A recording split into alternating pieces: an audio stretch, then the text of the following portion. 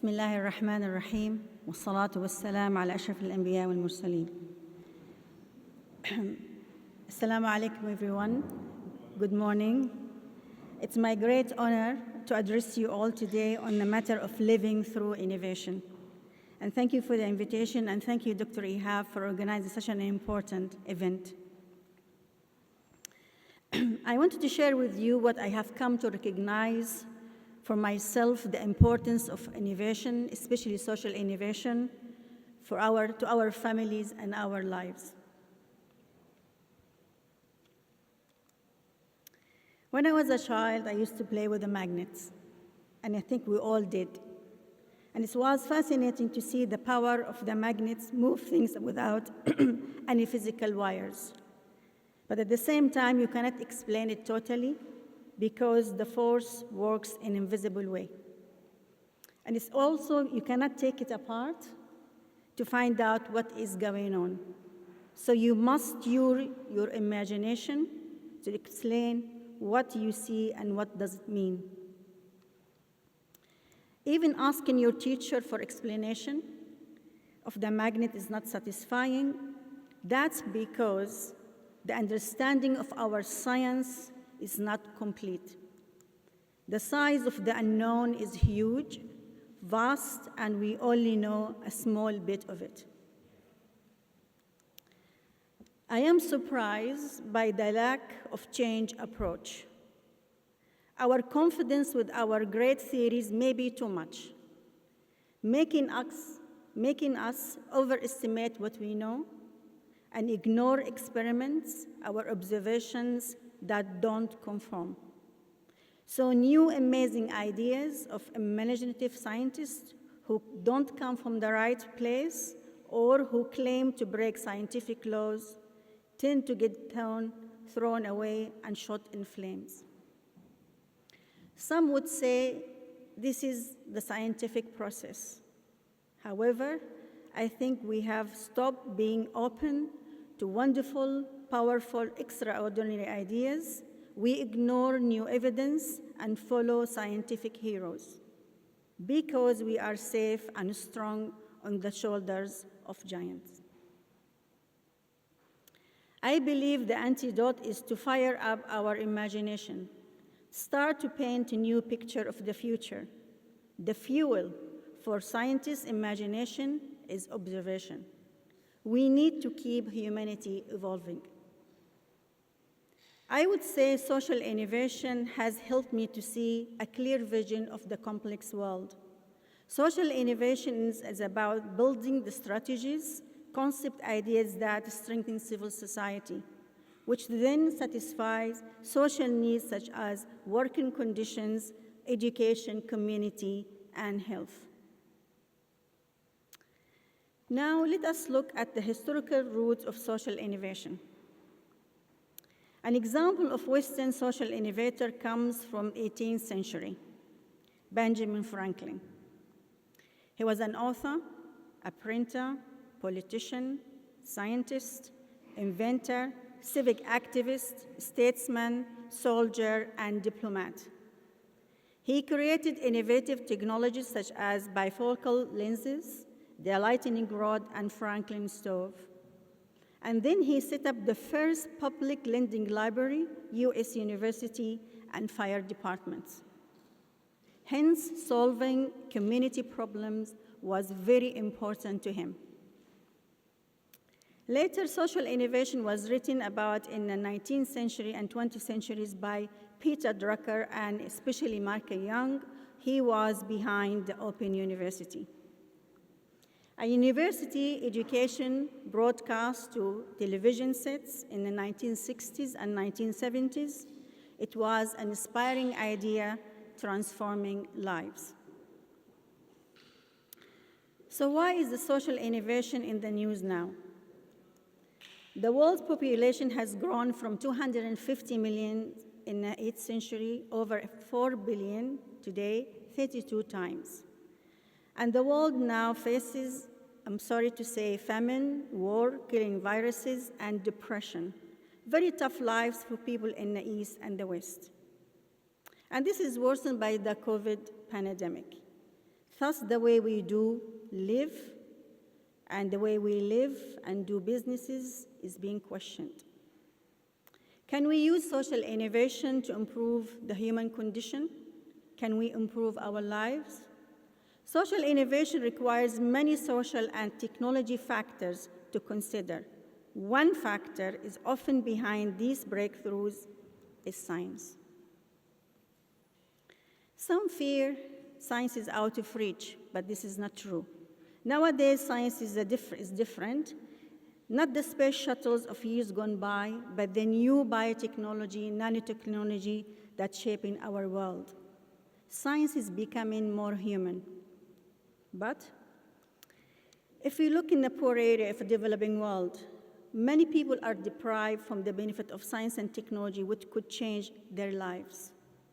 So being smart and having resources is not enough for true breakthrough innovation to change people's lives. We need to aim science at the social issues in order to make the impact. Then we can customize science to people's needs according to their infrastructure and way of life. So from the start, science links to society. And here I would like to ask a question. What is the role of women within science and society? What world did they face back then and now? Back then, women were most certainly inspiring scientists who had asked clever questions about the world to feed their curiosity. Many female anthropologists, physicists, and chemists are documented in Eastern and Western literature that are not widely known. They all celebrated education. They gave knowledge to lift people away from hardship.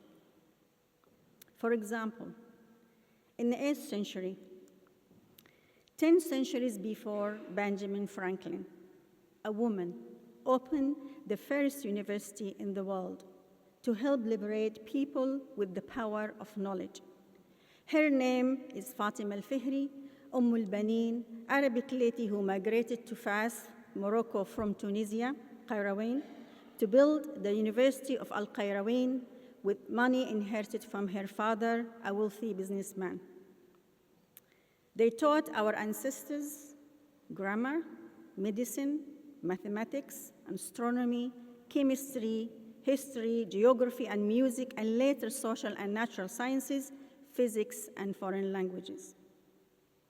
And soon after, her sister, Maryam al-Banin, founded another university, the second in history, Jamia al-Andalus. They are powerful examples of social innovation in themselves, and the scientists born there allowed us to innovate even more. Her social innovation was truly catalyzed by these women, so women, you should feel proud. Now and over the last century, women scientists have faced many challenges. Not until the early 1940s, for example, most top scientist women could only reach associate professor, irrespective of their talents. There were obstacles in the system. Because the male dominated the field or the faculty, it was a gentleman profession. They had never had them, never wanted them, never shared or never know what to do with them, and never shared scientific data with them. By 1980, the women's movement began, and they received more recognition. But women still had to work very, very hard to improve themselves, to get tenures, to get grants, and to get promotions. But what stands out about women in all of this for me is that they are missing from the leadership role.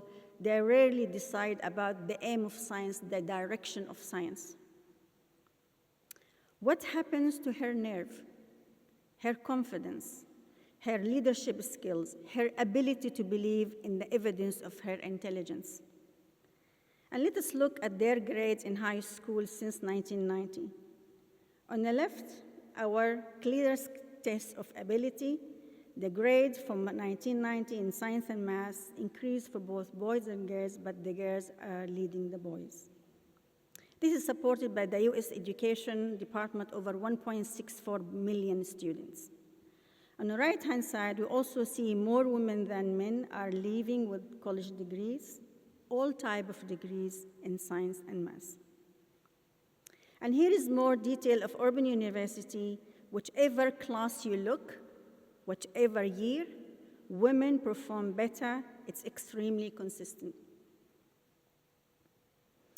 But we have to look at the relative number of women scientists in as a Nobel Prize winner compared with men. I'm sad to say women are in minority, only 26 of them over the last century, relative to 646 men, that's 4%. How does the lack of women scientists impact society? I believe women's talents, their passion, curiosity, empathy, their caring is being lost from our society. Now, only few women are leading the way in scientific businesses, research institutions, and universities, limiting the growth of social innovation. So let's bring more women to lead science to drive the fruit of social innovation. And here is an example for your attention. When airbags were introduced, they were designed by a largely male team of decision makers.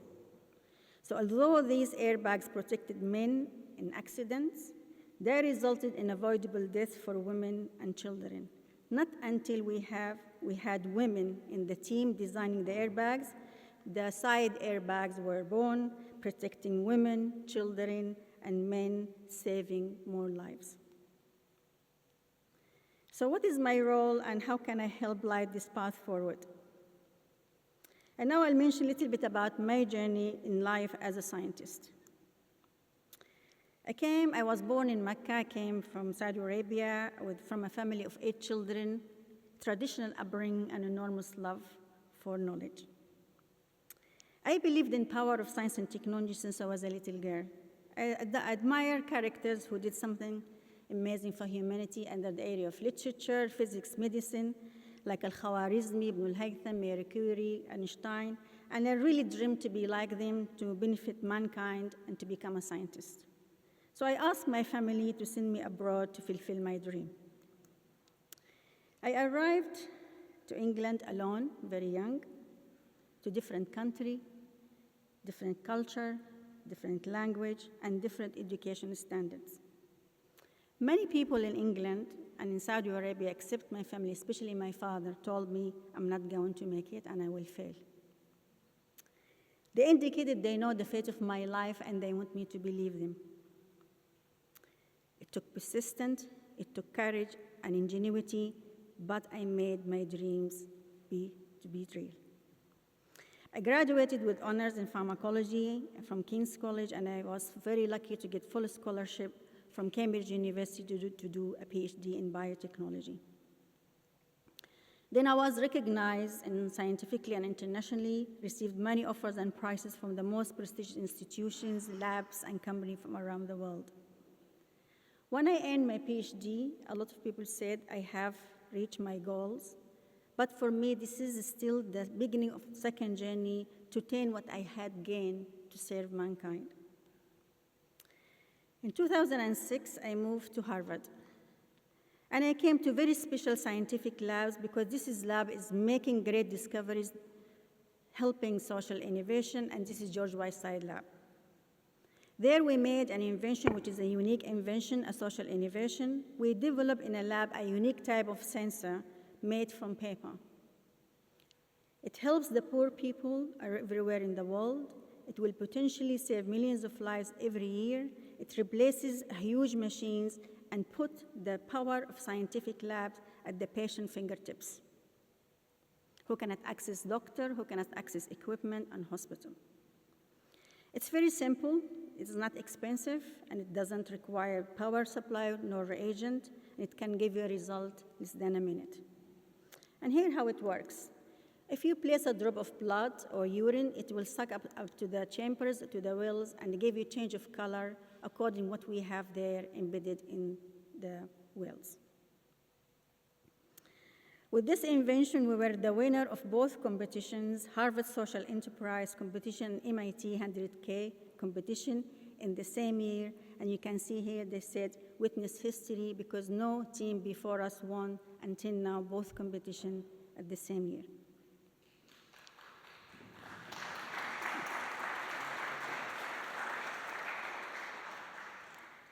Then we established a company based on this invention called DFA, Diagnostic for All, and its mission to provide affordable, low-cost diagnostic tool to help everyone. Yet, when I left Harvard, I still felt the full potential of social innovation was not being achieved. There didn't seem to be enough education on the topic. Students were still fixed on their career, getting tenure, making publications. I had so many discussions with them. I said science was born to solve problems. I remember asking them to think more outside the box, to use their imagination and be open to the science of our developed world changing as well. But I knew this type of change wasn't going to be happen overnight, so I had to take a practical step to make the imagination more tangible and work to become a social innovator. So I worked with PopTech to create an institute, I2 Institute, the Institute for Imagination and Ingenuity, to create an ecosystem of entrepreneurship and social innovation for scientists, engineers, and technologists in the Middle East and beyond to fulfill their potential for their countries and their communities. We worked on amazing invention and ideas, but great ideas need fuel to flourish, capital. This experience was invaluable when I was Science, Technology, Innovation Senior Advisor to the former President of the Islamic Development Bank. I started within the bank 2 funds. Transform Fund with Entrepreneurship Academy, and Saving Women's Life from Cancer Fund with IAEA, the International Atomic Agency in Vienna. Each fund targeted $500 million, and they aim to ensure that innovators, startups have access to steady finance in developing countries. I helped seed over 100 innovative projects, like, for example, Zur Hussein built community cold storage refrigerator using green energy solar power, so farmers on the border between Mozambique and Uganda increased their income by 85%. And just quick to see, here is the picture before how they used to store their crops, and here is after using the refrigerator, no waste, and feeding an extra of 300 million people. Farjana Jha Innovation created a low-cost, eco-friendly housing model to refugee camp in Bangladesh, so children can be protected against cold, rain, and heat. It's made from jute material with a photometric top to generate electricity and only costs $150. Abdallabad set up a telehealth digital platform in Pakistan, connecting thousands of out-of-practice female doctors who he brought diagnoses to women and children in the deprived area of Pakistan, Iraq, Yemen, and Afghanistan. So we all have seen great example of innovation. But even with imagination, funding, and infrastructure, it had limited reach. It's crucial to recognize that detailed policy is needed to implement science broadly. So I had to involve myself directly with policy. I was glad to be chosen by the UN to be part of the 10-member group or expert, ensuring science, technology, innovation delivers results for SDG and catalyzes science in the right direction. So my focus now is science for sustainability in a developing world. And I have been directly involved with policy driving new strategies, and I have doing that through my affiliation as a Goodwill Ambassador for Sciences at UNESCO, a formal advisor to Ban Ki-moon, and a former advisor to Prime Minister of Malaysia, and a formal member of the Shura Council, which was challenging. When I was chosen by the King of Saudi Arabia to be among the first 30 women to be a member of the Shura Council, which is like a cabinet, a parliamentary type of cabinet, many people rejected. They said, Hayat shouldn't be there. It's true, it's not the right environment for scientists, but I wanted to be there because I wanted to have a voice, to empower women scientists, and to steer science for the next generation. And it was worth it for me because it's difficult to find scientists who can translate and articulate the importance of science to the decision maker where the real changes begin.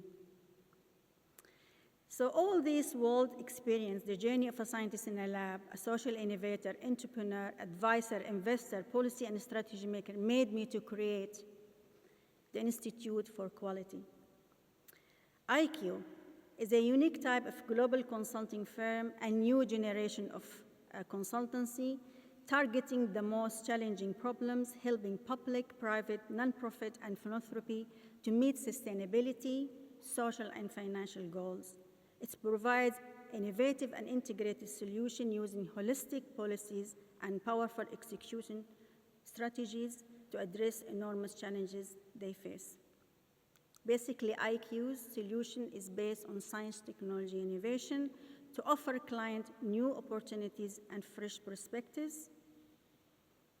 And I just want to draw your attention of many of the challenges facing society today, included the delivery of SDGs.